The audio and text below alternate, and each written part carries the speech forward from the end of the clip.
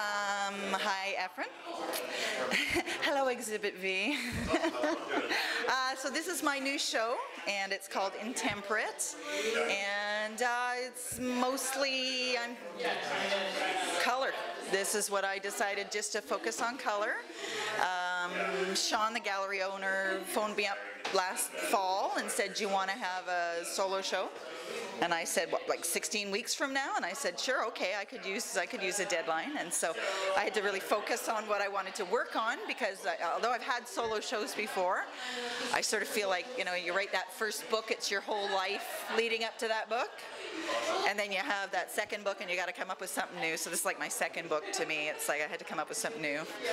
So I had to focus on something, right? Which is not my strong suit. But I decided I would really focus on color, because that's really what interests me the most about painting, is being around color. And just color makes me feel good. It's my favorite thing about painting, is the colors. So I focused a lot on just putting colors together, comparing them and contrasting them against each other, just to see, and then playing with scale.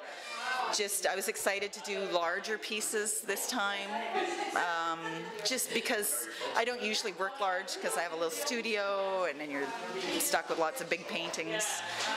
So it's exciting for me to see larger work of my own on a wall instead of at home. That's fun. And then I also sort of branched off in some of the work into sort of more sculptural work. I've for a long time been trying to reincorporate dried acrylic paint into my work, because I hate to waste paint. It's really expensive, and you know, it's a lot of vital material goes into paint, and you know, you really can't waste that stuff. So I was working a lot on using the paint, just trying to form it into things more sculptural, so there's more reaching out from the work. Some of the paintings have little things sticking out, and yeah, a more tactile feel. Yeah, so that's good.